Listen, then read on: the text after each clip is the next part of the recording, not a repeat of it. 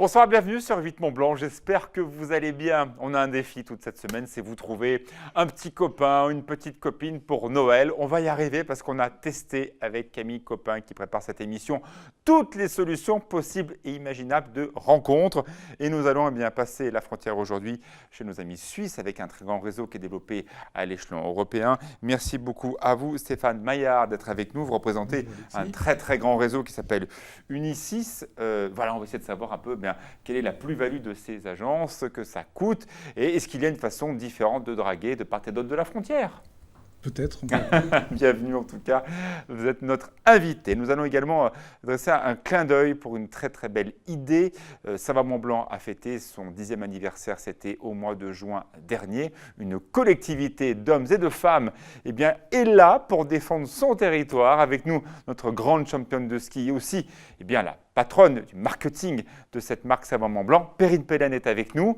On va faire la fête dans quelques jours, mais surtout, on est en train de lever ce mouvement, les ambassadeurs de Savoie Mont Blanc. Tout à fait, tout à fait. Et je suis ravie de pouvoir en parler aujourd'hui. Vous êtes la bienvenue. Merci Alexis. Bonjour Thierry. Et voilà, c'était les tout premiers flocons, ce qui fait évidemment un grand plaisir à Perrine Pellen. On a vu sur tous les sites internet depuis ce matin toutes les stations qui ont montré ces premiers flocons de neige. Bon, c'est temporaire pour l'instant. C'est un premier signe de l'hiver, mais temporaire. C'est les prémices de l'hiver, on dira. Mais c'est bien que ça arrive maintenant, c'est le moment. Hein. On est dans les temps. Oui. Et là, les prochains jours, surtout ce week-end, ça donne quoi? Dans ce week-end, ça se calme. Le temps là, va se calmer. Déjà demain, ce sera déjà un peu plus calme, même si on garde quand même un ciel bien couvert, mais probablement très peu de précipitations. Mais à partir de samedi, ça s'arrange. Et puis finalement, on va avoir un week-end qui devrait être pas trop mal, avec en plus des températures qui vont redevenir très douces. Avec un phénomène de fun qui pourrait se déclencher sur Tignes, sur les contamines Megève, Chamonix. Voilà, tout à fait. On l'a déjà eu aujourd'hui un petit peu. Il a plu de manière très inégale aujourd'hui. Beaucoup plus à certains endroits. Qu'à l'est, protégé par le fun. Exactement. Bonjour Pauline. Bonjour Alexis. Merci d'être avec nous pour le journal, dans 27 minutes très exactement. C'est vrai que les Pays de Savoie ont été concernés pendant ces dernières années par des accidents sur des passages à niveau. On se souvient bien sûr d'Allinges, mais les choses évoluent. On a vu des grands travaux à Sallanches il y a quelques jours avec la livraison d'un nouveau passage à niveau. Est-ce que ce dossier est finalement clôturé? Est-ce que nos passages à niveau sont sûrs en Savoie? Alors c'est la question que s'est posée Sébastien Germain. Aujourd'hui, c'est la 9e journée internationale de sécurité routière sur les passages à niveau. Il était du côté de Ville-Lagrand. Alors oui, on sécurise de plus en plus les passages à niveau. Est-ce qu'ils sont à fond sécurisés? Ça, pour l'instant, peut-être pas encore tous. On le sait, effectivement, vous l'avez dit, Allinges a particulièrement marqué notre département. Il y a eu de nombreux progrès faits en tout cas, et Sébastien Germain fera le point avec nous tout à l'heure dans le journal. Une très belle série actuellement sur des grands artisans. Et là, on s'intéresse à la restauration d'instruments de musique. Exactement, ce sera du côté de Crangevrier. Fenêtre de Buisson a rencontré un restaurateur de vieux instruments de musique. C'est très rare. Il a travaillé avec les plus grands, notamment Jean-François Ziegel. Du coup, voilà, c'est un des artisans savoyards qui est dans l'ombre et qu'on met dans la lumière aujourd'hui et qui travaille aussi dans l'ombre, mais que nous, on veut mettre en avant. Fenêtre de Buisson l'a rencontré. C'est un très beau portrait. On verra ça donc dans 26 minutes. Merci beaucoup à vous trois. Tout de suite, c'est la place dans l'info.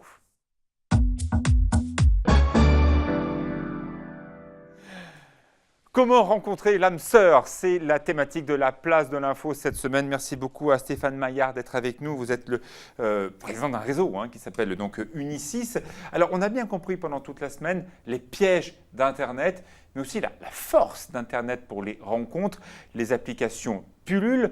Elles coûtent en moyenne entre 20 et 50 euros par mois, ce qui est beaucoup moins effectivement que la cotisation dans une agence matrimoniale. Alors en Suisse, comment ça se passe? Il y a le même principe d'adhésion? Quel est le principe global? Le principe global reste tout à fait le même dans les agences. Je crois que le besoin est le même, que l'on soit en Suisse, que l'on soit en France, en Belgique, en Espagne.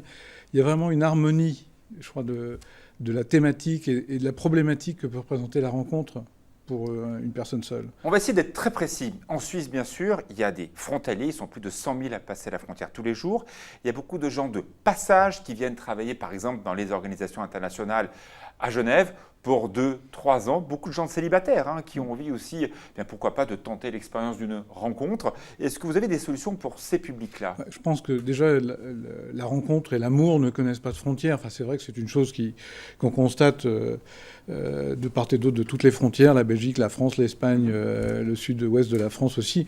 On a toujours ce genre de contact interfrontalier. Maintenant, il faut bien comprendre que la plupart des gens cherchent à rencontrer une personne qui n'est pas très loin de chez eux. D'accord, ça c'est un critère. Hein. C'est un premier critère. Je pense qu'il est, il est relativement prégnant. C'est très rare que des gens souhaitent rencontrer loin de chez eux. Vous appelez quoi loin?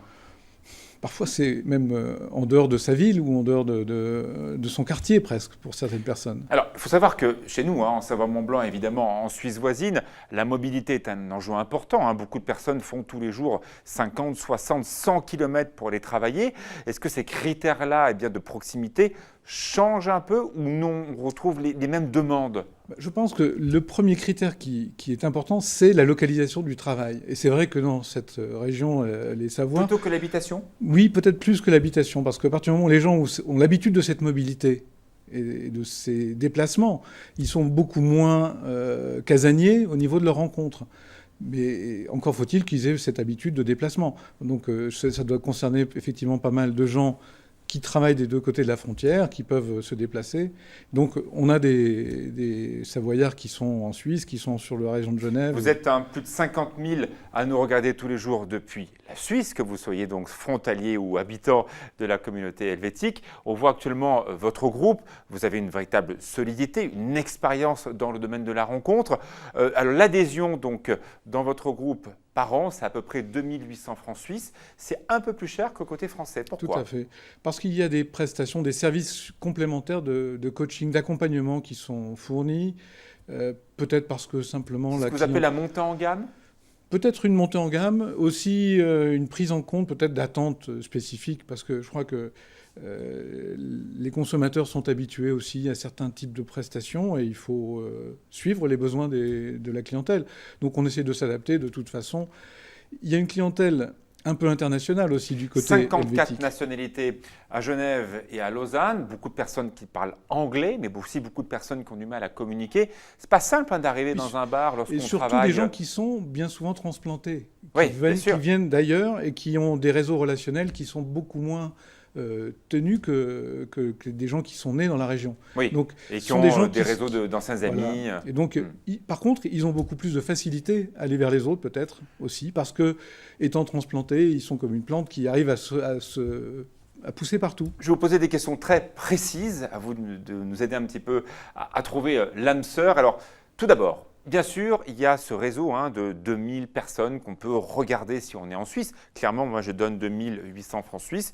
J'ai accès à un fichier de 2000 personnes, 50% d'hommes, 50% de femmes.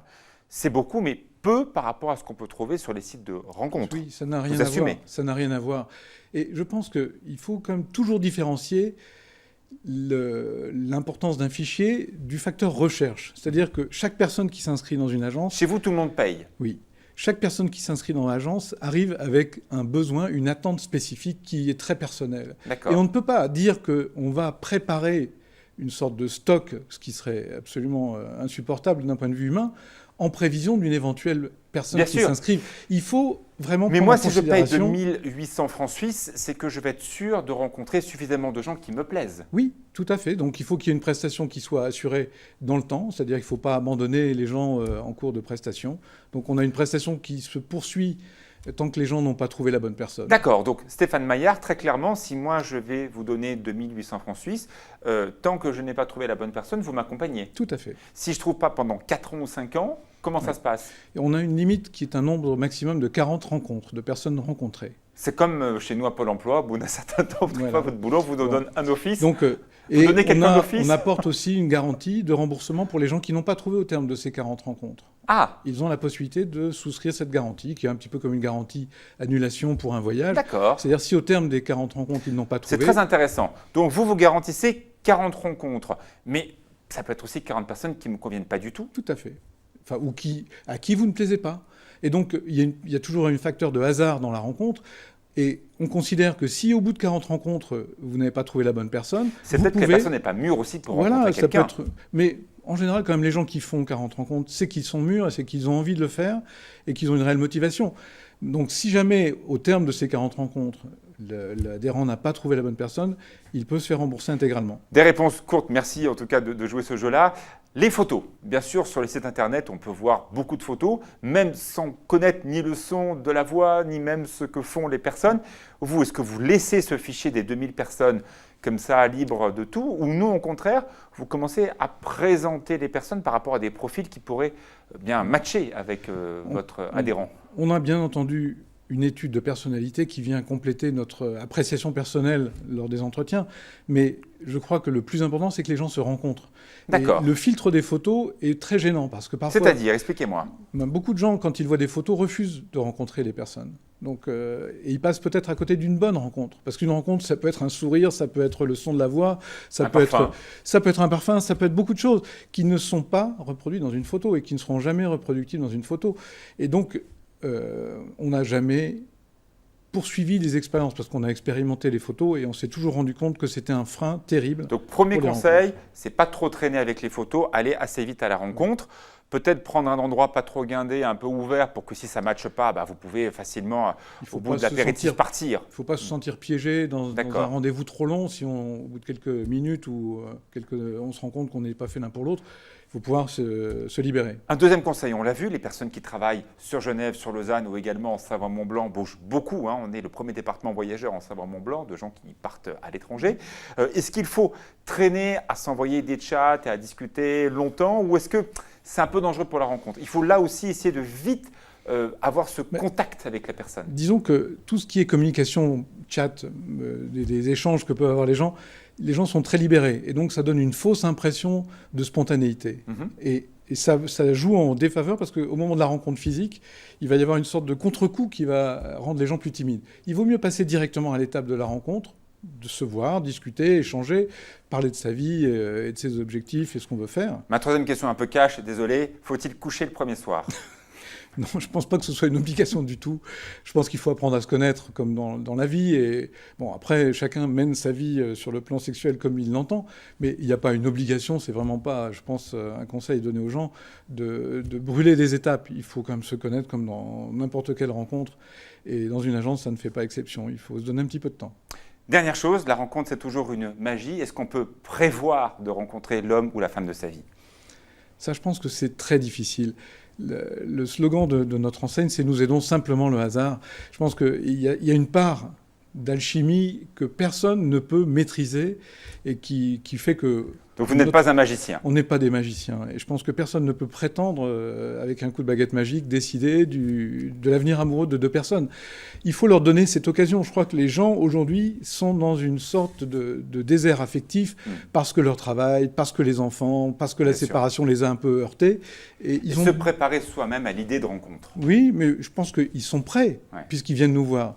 Mais bon, c'est pas facile quand même de franchir le pas et d'aller vers l'autre. Il y a toujours une petite timidité qui vient derrière. Stéphane Maillard, merci infiniment. Voilà, vous représentez un réseau sérieux, Unicis Suisse, et vous étiez avec nous. Demain, on parlera des cabarets, de rencontres. À Genève, il y en a. Les artistes seront avec nous. C'est aussi des lieux pour rencontrer des gens.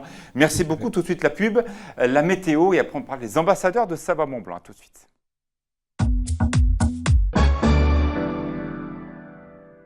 Bienvenue dans la place de l'info. Avec nous, Perrine Pellen nous a rejoint. On va parler ensemble du réseau des ambassadeurs de Savoie-Mont-Blanc. Nous le sommes tous, donc rejoignez-nous. Vous allez voir une belle aventure à la défense de ce territoire que l'on aime tant. Merci à Thierry d'être avec nous. Les premiers flocons ont virevolté ce matin dans le ciel des deux Savoies. Ça donne quoi la météo pour demain ? Ça donne une ambiance déjà plus douce. Allez, on voit les cartes, c'est parti. Ça donne une ambiance plus douce pour ce vendredi. On repasse ça remonte. Ça remonte bien, jusqu'à 17 degrés à Chambéry. Ça, c'est le fun. 15 degrés à Albertville. Et on aura également de la grande douceur en montagne, puisqu'on atteindra également 15 degrés à Chamonix pour ce vendredi après-midi. Et puis côté ciel, ça restera gris. On a peu d'espoir d'éclaircies, beaucoup de nuages, sans doute un temps sec en matinée et quelques averses, alors très probablement très faibles pour l'après-midi ou pour la soirée de vendredi. Un phénomène de fun qui devrait nous intéresser ce week-end, donc sur l'est de la zone des deux Savoies, plutôt du beau temps. Plutôt du beau temps ce week-end, ça va s'arranger samedi matin, encore pas mal de nuages, mais ça va s'arranger dans l'après-midi avec les éclaircies qui vont devenir plus larges. Et puis dimanche devrait être une belle journée, peut-être même très agréable, comme je le disais tout à l'heure. Une très bonne nouvelle pour toutes les foires, la foire agricole de Saint-Gervais et plein d'autres. Voilà, on va pouvoir faire la fête un peu partout. Et on ne va pas se priver. Merci beaucoup Thierry. Un nouveau programme à découvrir ce soir. Il s'agit de Panier de chef. Nous étions au 13 hommes avec un chef qui vient de fêter son 40e anniversaire. C'est aujourd'hui, Eric Prowalski. Donc voilà, on l'embrasse et on va découvrir donc ce tout nouveau Panier de chef à Annecy. Nous sommes au 13 hommes. Ici, on n'est pas dans un lieu de luxe, on est dans un lieu de charme. Et je pense C'est quoi la que différence? je pense que dans le luxe, on est aussi sur l'image. Il y a peut-être une barrière. Et dans le charme, peut-être qu'on n'a pas des codes qui sont obligatoires. Alors, on peut avoir des enfants ici. On peut faire du séminaire, on peut faire du banquet. On a aussi des gens qui passent en peignoir. C'est peut-être des fois difficile dans une maison luxueuse. Il y en a derrière toi des gens en peignoir qui se baladent. Pour toi, c'est ça l'image de la maison? L'image, c'est de dire que les gens puissent être bien et qu'ils puissent faire ce qu'ils veulent. Comme une maison de village, une maison de vacances Comme une maison. Dans 45 minutes, la rencontre avec une hôtelière passionnée, Véronique Droux, et également son chef Éric Powalski. Tous deux sont les nouveaux ambassadeurs de Sabre Mont Blanc. Vous les avez épinglés, c'était donc lundi soir. Ils ont aussi ce petit blason que je porte, qui est ici. En quoi consiste cette démarche, Perrine Pellen? En fait, comme vous l'avez dit, Alexis, Sabre Mont Blanc a fêté ses 10 ans. Ça a été l'occasion de faire le point et de constater que Sabre Mont Blanc s'était installé dans l'univers du tourisme. Et les 10 prochaines années, l'ambition maintenant, c'est de pouvoir s'engager dans une démarche d'attractivité de territoire, en fait. Alors, on voit effectivement ce blason que nous portons, également donc ce que vous recevez quand vous allez tout simplement vous inscrire sur Internet. Ce n'est pas payant, c'est totalement gratuit, c'est ouvert à tous. Voilà, il suffit de taper Savoie Mont Blanc ambassadeur, vous vous inscrivez. En fait, qui sont les ambassadeurs? C'est avant tout, ce sont des amoureux du territoire. Déjà, pour voilà. Ce réseau rassemble en fait des amoureux du territoire, ceux qui ont un lien indéfectible, qui y sont attachés et parce qu'ils l'aiment, ils le valorisent et ils en parlent de manière très positive. Il n'y a pas meilleure action de promotion du territoire faite que par les gens en fait qui aiment ce territoire et partagent.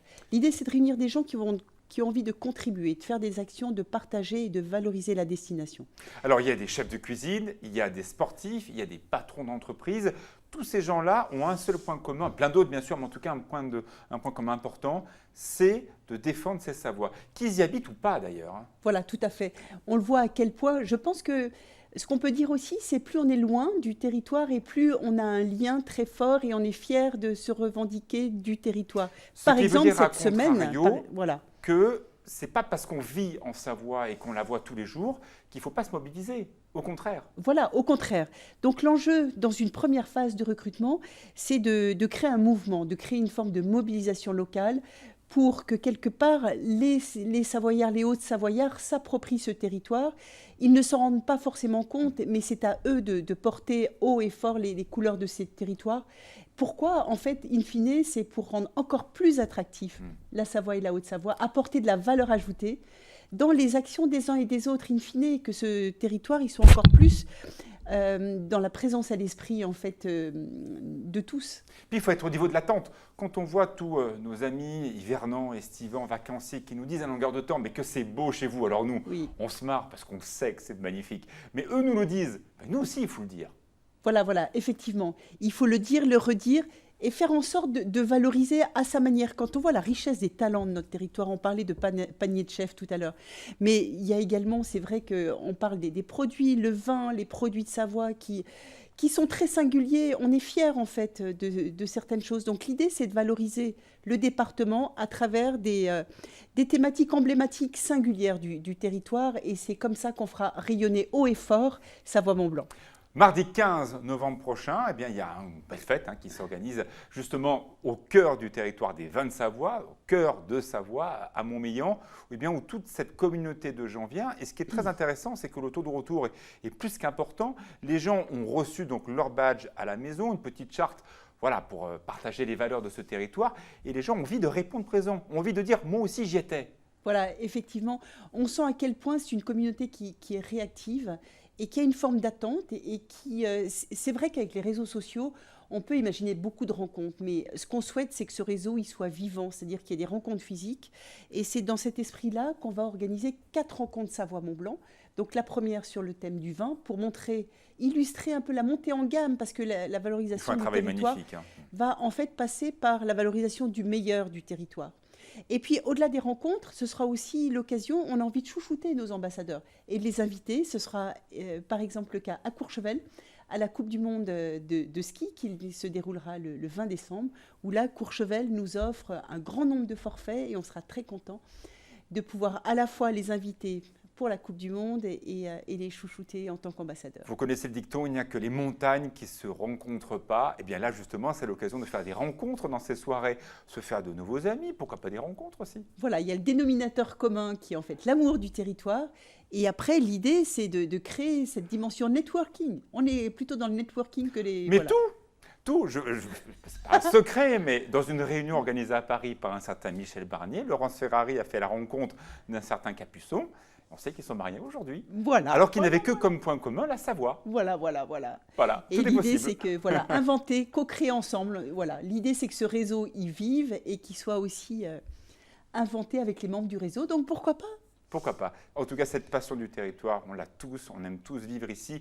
Mais c'est vrai, voilà, il y a d'autres régions qui sont très fédérées. Là, c'est un vrai mouvement parce qu'on partage ces valeurs-là. Voilà, et on compte sur vous. Donc, pour vous inscrire, c'est très simple. Alors, comment on fait? Voilà, Voilà, tout simplement. il suffit de taper sur Internet Savoie-Mont-Blanc ambassadeur. Vous tombez sur une page, un lien vers un site, vers le formulaire d'inscription. Vous vous inscrivez.